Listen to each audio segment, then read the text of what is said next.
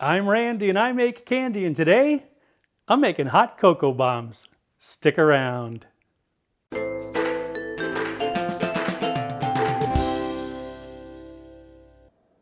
Greetings, my confectionery Christmas clique, and welcome to Randy Makes Candy, where I help you make tasty treats that people love to eat. The weather is certainly far from frightful here in sunny SoCal, but it does sometimes get a bit chilly here at the candy compound. At times like that, there's really nothing better than a nice mug of hot cocoa to warm the body and the spirit. I've noticed that hot cocoa bombs are all the rage nowadays, so I thought it was time to give them a try. And tonight, we're going for the hot cocoa bomb trifecta: regular, Mayan, and peppermint. Now I gotta tell you, as part of my research for this episode, I think I've drank more hot cocoa in the past week than I have in the past year. But I'm willing to make that sacrifice for you, dear viewers. As always, I'd love to hear about your results if you decide to make your own hot cocoa bombs, as well as suggestions for what you'd like to see in future videos. Okay, let's make this happen. To make a single 2.5-inch bomb, you'll need 70 grams of chocolate chips, some white chocolate for topping, 1/4 teaspoon of coconut oil, and either 9 grams of store-bought cocoa mix, or you can make your own cocoa mix with 8 grams of sifted confectioner sugar and 3 grams of sifted unsweetened cocoa powder. For the regular bomb, you're going to need about 14 grams of marshmallows to go with those ingredients. For the Mayan bomb, we're going to use 1 teaspoon of ground cinnamon and a pinch of cayenne pepper with a little bit of cinnamon set aside for a topping. You may remember that in the peppermint bark and peppermint tray episode, I had a couple of failed trays that I said I could crush up and use sometime in the future. I'll be crunching those up today and using about a tablespoon of the crushed peppermint.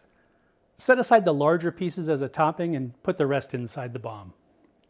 Finally, you'll need 10 ounces of hot milk to pour over your bomb. I don't drink as much milk as I used to, and when I do, I normally go for the 2%, but for this, I'm using whole milk. You'll also need a bowl in which to melt the chocolate.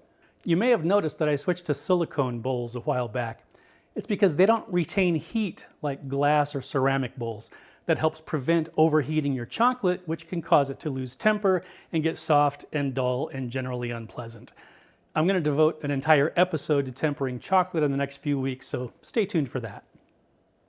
You'll need a half-sphere silicone mold. 2.5 inches seems to be the best size for these.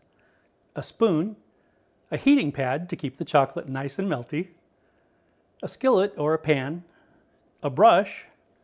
Yes, this is a makeup brush, but I swear it only gets used for candy. I think it works a bit better to coat the sides of the mold.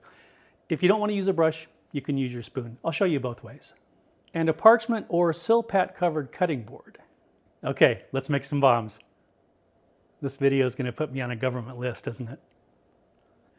Turn on your heating pad.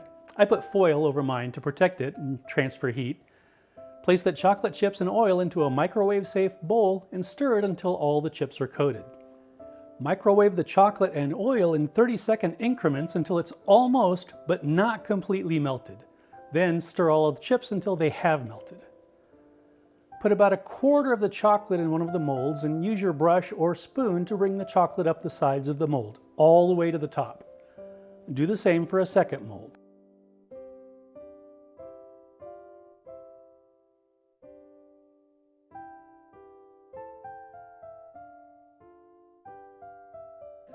Place the bowl on the heating pad so the chocolate doesn't set.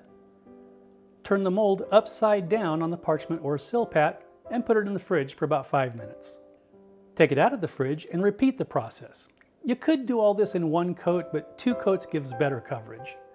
And back in the fridge for 5 minutes. Place your skillet or pan on the stove and set it to low heat. Now, gently, carefully peel the silicone mold away from your chocolate. Flip your mold over and use it as a stand for your chocolate half spheres. That'll add some stability as you add your ingredients. Take one of your half spheres and put it edge down on the heated pan or skillet. Move it around to melt off the rough edges. Then place it back on your holder. Add the ingredients.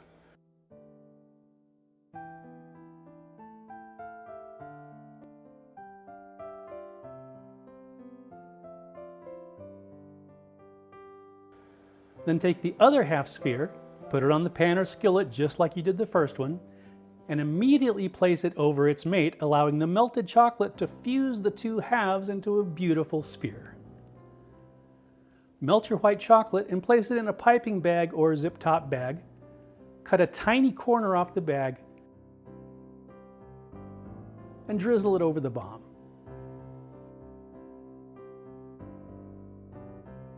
At the last minute, I called an audible and decided to use red candy melts to drizzle over the Mayan hot cocoa bomb because it's spicy, and red, spicy, you know. For the Mayan and peppermint bombs, immediately sprinkle your topping over the drizzle. And that's it.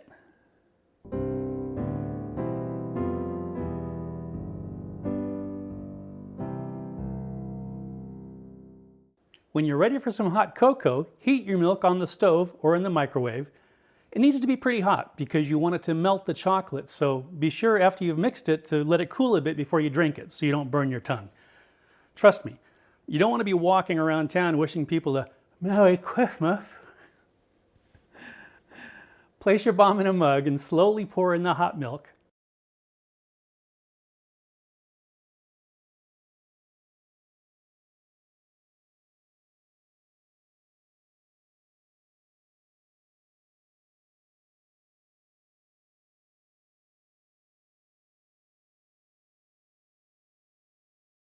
Then give it a good stir so everything's completely dissolved.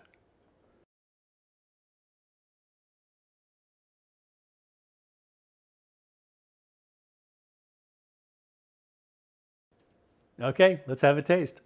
Slancheva.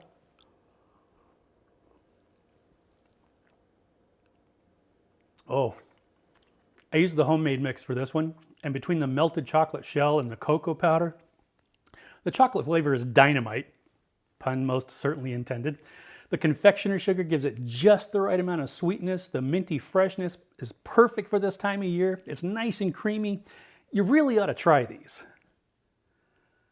Now, when you're crushing peppermint candies for a topping, you can use a rolling pin or a mortar and pestle if you're fancy. Around here, though, we like to get a little creative. Here's some RMC behind the scenes footage.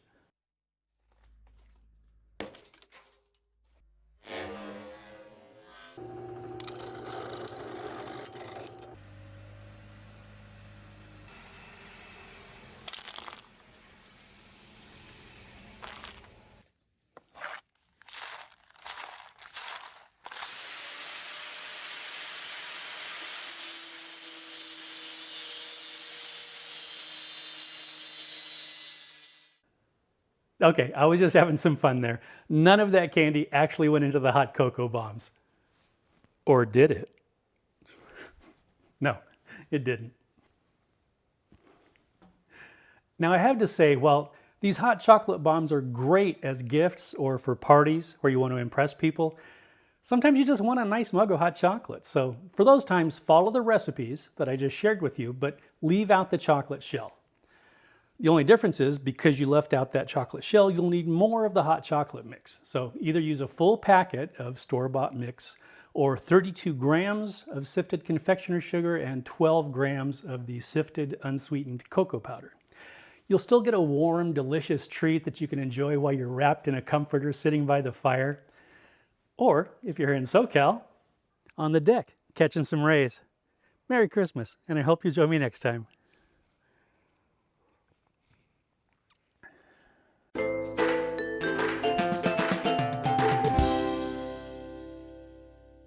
I had a couple of failed trays that I said I'd crush it. Microwave the chocolate and oil in 30-second increments. When you're ready for some hot cocoa, heat your milk. No, me.